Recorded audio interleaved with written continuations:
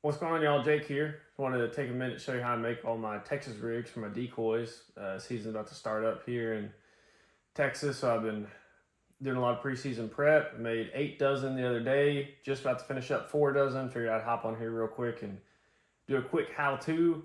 Less of a how-to because it's pretty easy, but talk to you a little bit about the materials I use and the little changes you can make to have way better decoy rigs than you can buy. So let's hop into it. First, we got a PVC coated stainless steel cable. That is the workhorse of decoy rigs.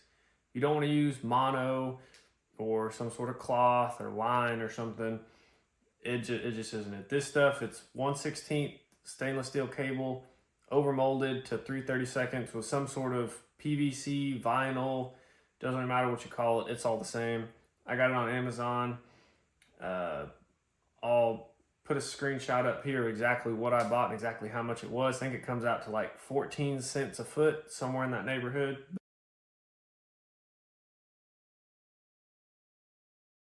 But here's what we're rocking with. We got a pre-measured 43-inch section. So today I'm making 3 foot, 3 ounce decoy rigs. So you say 3 foot and 43 doesn't make one. You'd be right. We're gonna make this loop way oversized.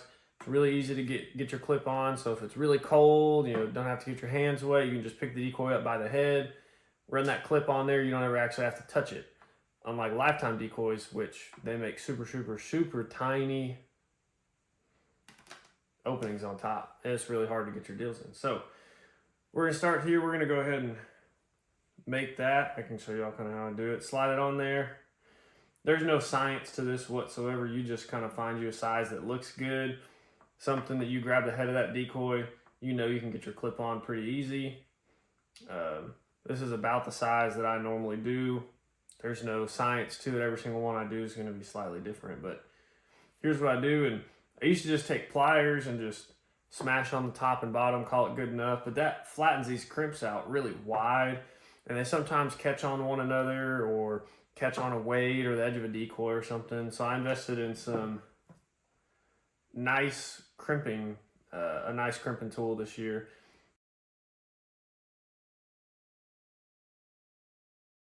It's been super helpful, super nice. I really enjoyed having it. And it makes nice smooth bore crimps. So we're gonna get it up here. We're gonna line it up. It's definitely not a precise adventure, but I'm a little OCD, so I try to get the very top of the crimp lined up with the top of the tool. Crimp it down, pretty easy. And that gives you a crimp that looks like that. Kind of a little single bore crimp on top. Well, I don't like it to be not even, so I'm gonna go ahead and run a second crimp on the bottom. Totally unnecessary. It will not come off if you just do one on the top, but I'm gonna go ahead and run one on the bottom too, because that's how I like the look and feel of that. So same thing on the bottom, get it lined up pretty close to the bottom.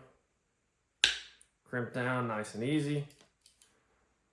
And now you got what I call a nice double crimp. So you're gonna have a little fat section on the inside, crimped on top and bottom, nice flat, no sharp edges, nice and round, works real good. So next we're gonna take our snap swivel. I think this is a size 6 snap swivel. You get them in boxes of 50 for 25 bucks, about 50 cents a piece.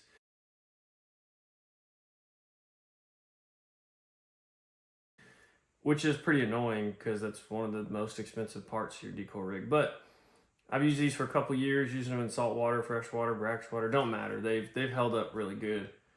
So you slide that sucker on there, get it up to the top. Next you'll slide your second crimp on here, which these crimps, by the way, are probably slightly oversized. This is the best size I found for the 3/32. I will go ahead and link those right here.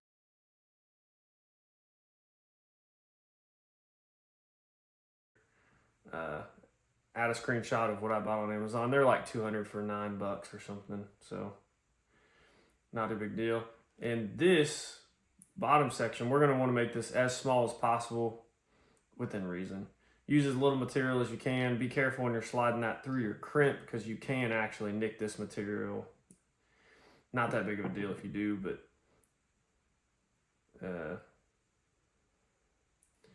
we'll get it slid down pretty small so the weight can still move around, but that's about how we're going to finish it. And then I will just run a single crimp down here on this one because much less likely to get caught up on everything and you're not going to look at it as much. So I'm going to do it on the top side instead of the bottom.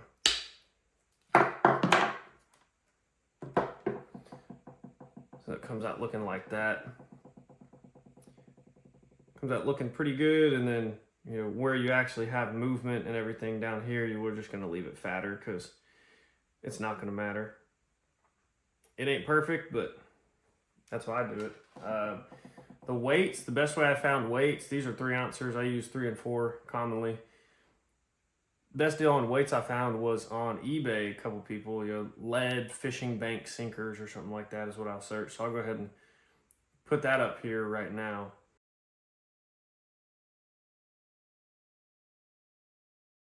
A screenshot of what I bought exactly off YouTube so you can get a gauge on how much it costs. Yeah, man. That's about all I got. It's a pretty simple process. You need a weight, snap swivel, 2 crimps, and some cable. So I'll include links to everything I bought, which links are going to expire over time. But, if you're doing this season, getting ready, everything should be good. Should work for you. But, man, I promise, you do these big loops on top, you'll thank me later. Your hands will thank me later in December and January, that's for sure. But appreciate y'all tuning in. Jake from Public Land Warriors signing out.